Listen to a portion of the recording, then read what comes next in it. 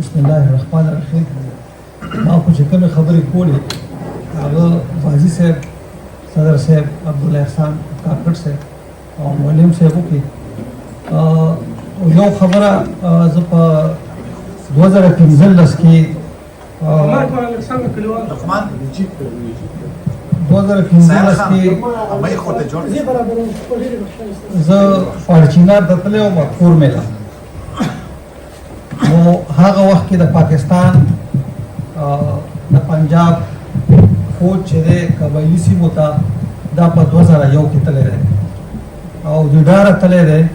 یعنېدو چې هسې نه د امریکایانو دا فوج او د ناټو دا فوجونه دا قبایلي سیمو ته راشي، ځکه چې د دوی خو په بډه پیازو غلاو پکې. نو یو عام ساده کس نه مې تپوس وکړو چې دا امریکایانو دا فوج ښه دی او که نه د پاکستان دا نوی نوی فوج چې دلته راغلی دی دا ښه دی، د دې په باره کې څه دی.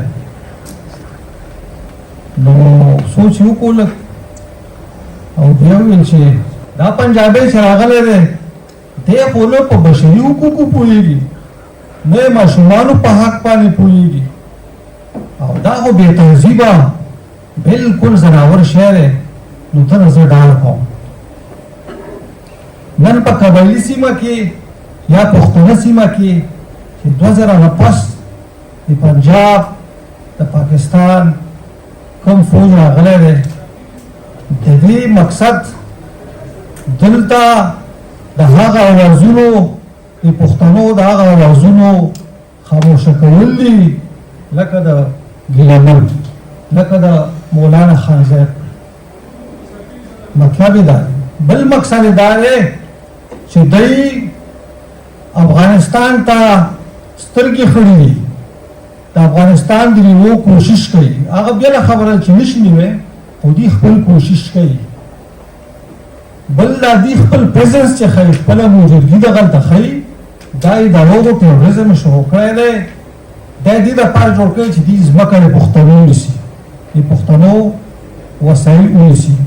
یعنې پرون ورځ سټیټ ډپارټمنټ یو سټیټمنټ وکړو چې په کشمیر کې پهلګام کې کومه پېښه شوې وه هغه ریزسټنس فرنټ کړې وه.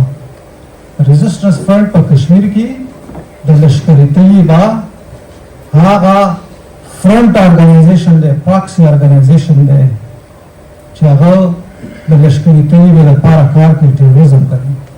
او لشکري طیبه په میرتکې کې په لاهور سره په 15 کیلومیټره کې چې کوم د هند د میزایلو تیر میاشت ویشتې و دغلته د دوی هیډ کوارټر دی او دا د پاکستان د فوج فرنټ دی. نو امریکایانو په ریزسټنس فرنټ باندې پابندي ولګوله او دا د ترهګرو په لیسټ کې شامل و. دا یو ډېر ښه قدم دی ځکه دې سره پاکستان ایکسپوز شو، مزید ورسره ایکسپوز شو، نور هم ایکسپوز شو، ښکاره شو چې دا اصل خبره د ترهګري چې دا پاکستان کوي، دا پاکستان ترهګر دی. خو زمونږ د امریکایانو نه د اروپایي هېوادونو نه دا یو ډیمانډ دی، مطالبه ده چې دا ریزسټنس فرنټ تاسو په دې پابندي ولګوله، دا ترهګر دی. په لشکري طیبه هم پابندي ولګوله، ترهګر دی. خو د دې شاته ترهګرۍ د دې د ترهګرو نور څوک ده، اپیسنټر یې څوک دی. چا اسامه بن لادن دا په فوجي امریکایانو ته ویل چې په کابل کې دی، خو په کابل کې و. امریکایانو حملې په کابل کولې او شی په کابل کې ناست و. کابل د پاکستان د فوجیانو اکیډمي ده، هیډ کوارټر دی دې ځای نه. نو اصل شی چې دی اپیسنټر ټیروریزم دا پاکستان دی، د پاکستان فوج دی. په فاټا کې پښتون علاقو کې سیمه کې زمونږ مشران د پی ټي ایم هغه لوستي خلک، سیاسي خلک، د بشري حقوقو فعالان د منظور د قافلې د قافلې ملګري هغه یې په نښه کوي، هغه خلک په نښه کوي چې هغه د خپلو وسایلو خبره کوي، هغه د امن خبره کوي، هغه فوج ته وایي چې دې زموږ ستا دا پرزنس چې دی دا موجودګي دا د افغانستان دپاره خطرناکه ده، ستا دا موجودګي دا یې دلته ټیرریزم راوستی دی. ولې د افغانستان خو په تاجکستان سره بارډر لري، افغانستان خو پاکستان سره لري، چاینا سره لري، ایران سره لري، ولې دلته دا ټیرریزم نشته؟ صرف پاکستان سره ټیرریزم دی؟ دا خو دا ټول چل په پاکستان کې دی. نو مونږ مطالبه کوو، د امریکایانو نه مطالبه کوو، او خاص کر دا ښار چې دی ډېر مهم ښار دی، د بروسل ښار د اروپایي هېوادونو د اتحادیې د مشرۍ ښار دی. مطالبه هم دا ده چې تاسو لږ د خپلو د یورپین یونین د سفیر نه خیر دی که ډېر څه نشي کولی، دا تپوس یې وکړئ چې دا پی ټي ایم باندې پابندي چا ولګوله او ولې ولګوله، صرف دا تپوس یې وکړئ. دا پی ټي ایم څه شی دی؟ دا پښتون پروټیکشن موومنټ څه شی دی؟ دا منظور پښتون د ده ژوند ته چې نن خطره راولې ده دا ورته چا کړې ده؟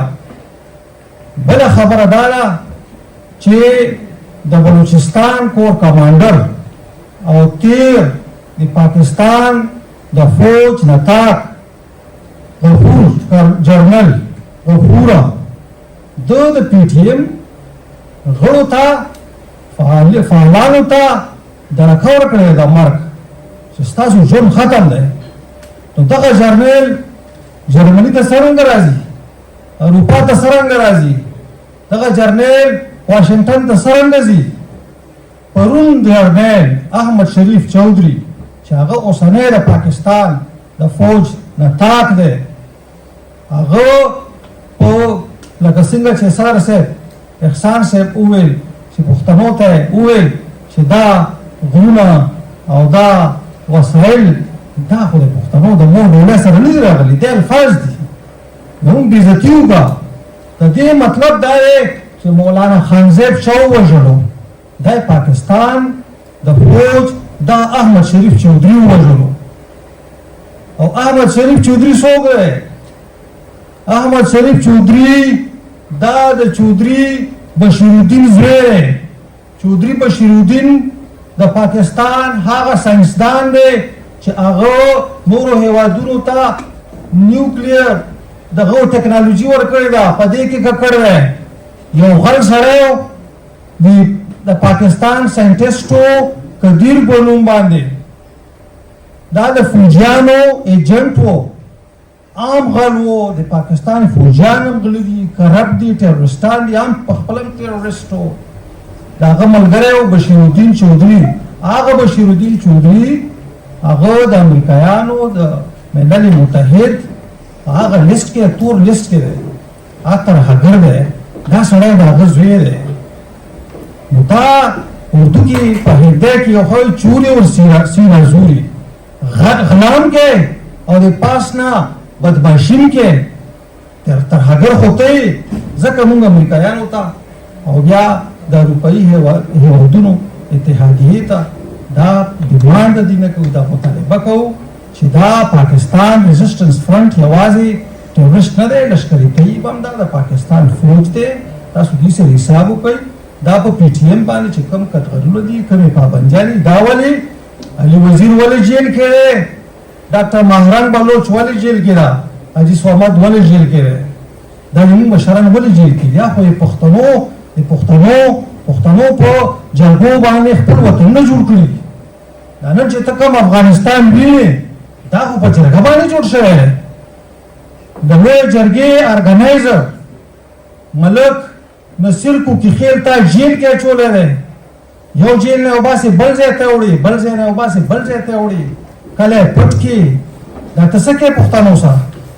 پښتنو سره خو سکندر ډېر ظلم کړی خو بېعزتي نه وکړي. پښتنو سره خو مقولو ډېر ظلم کړی خو دومره بېعزتي نه وکړي. پښتنو سره خو چنګیز خان ډېر ظلم کړی خو دومره بېعزتي خو نه وکړي. ته خو پښتنو پګړی ته چې دی د پنجاب د فوجي د هغې د ترهګر فوج هغې خو د پښتنو پګړی دا خو یې په پسبکه باندې دا خو یې په قدر په دغه کې کېښود. نو مونږ د دې د جمهوریت د بشري حقوقو